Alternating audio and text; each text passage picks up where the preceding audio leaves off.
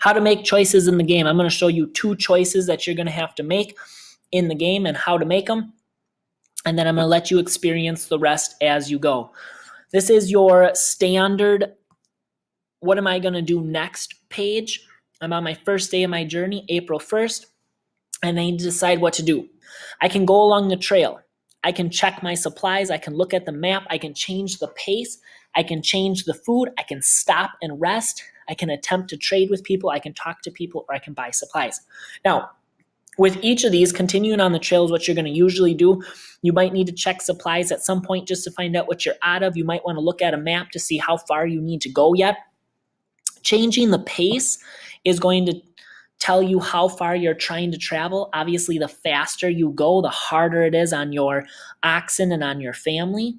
Change the food rations I can tell people they need to eat less because we're running out of food. Again, that's going to be hard on your oxen. It's going to be hard on your family. I can stop to rest. There might be times during the game where your family's not doing good, or you're not doing good, or your oxen aren't doing good, and you need to just take time to rest. Now, the trouble with taking time to rest is you're not getting to where you need to go, and if you need to experience winter, you might not make it through winter. So I wouldn't suggest resting unless you actually need to. You can attempt to trade. Say something, you run out of something along the trail and you want to trade with somebody near you. You would select number 7. You can talk to people. If you talk to people along the way, they can sometimes give you some help or maybe give you some guidance. Some people have really good advice, some people won't. And you can buy supplies. Now, this isn't always possible, but anytime you're at a place where there's a store, you can turn around and buy supplies if you still have money. So, it's the first day. I want to continue on the trail, so I select the 1, much like I did when I was buying supplies, and I click enter, which takes me here, and it says I'm ready to go, so I press spacebar, and you can see that my wagon is traveling. You can check out right here to see how close I am to the next destination. I had 102 miles to go. It looks like we've gone a couple days here. The weather is cool, and my health is good, but it looks like I made it. Would you like to look around? Now you can select Y for yes, and it's going to show you, it's going to play some music, it's going to give you a really old generated picture, or you can select N, you just want to get to the next part. I'll show you what it looks like to look around. So I'm selecting Y, hitting enter. And I press spacebar again, it's just going to take me right back to my decision page. If I had selected N for no, it would take me right to this. Looks like everything's good. I don't need to change any of this stuff. It looks like everything's going good up here. So I'm going to continue along the trail. Again, I want to go as long as I can on the trail without stopping so I can get to my destination as fast as possible. Now, I came to that river, and now I have a decision to make. Make sure you read each one of these very carefully. For instance, this river says it's 4.8 feet deep. That's pretty deep, especially if some of the people traveling with me are young. My oxen are going to struggle with that.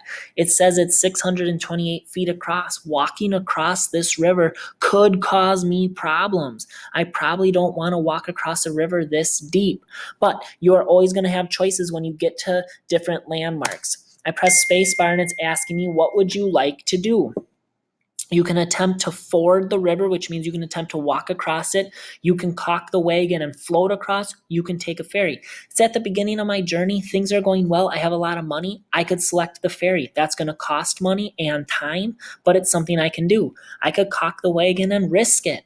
Things might go wrong if I do that. I can attempt to walk across the river. Things might go wrong.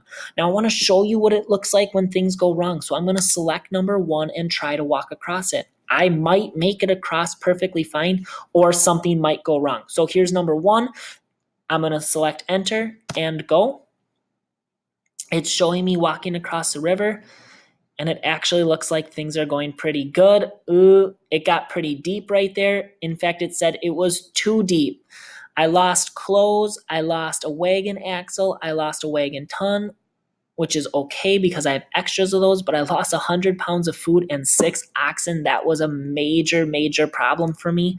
So again, as I saw this, I would be going into my assignment underneath the question that's asking me about problems. I would be saying something like, I tried to walk across a river that was too deep. I lost. And I would fill in from right here all the different things that I lost. Press spacebar to continue. and press spacebar to continue. It's 82 miles. Now you're going to notice that I am going much slower. I lost a lot of oxen, and because I lost so many oxen, it's going to take me a lot longer on my journey. I might want to try to buy more oxen along the way. So those are your basic controls. Good luck again. Do well. And make sure that you're recording all of your responses into the document.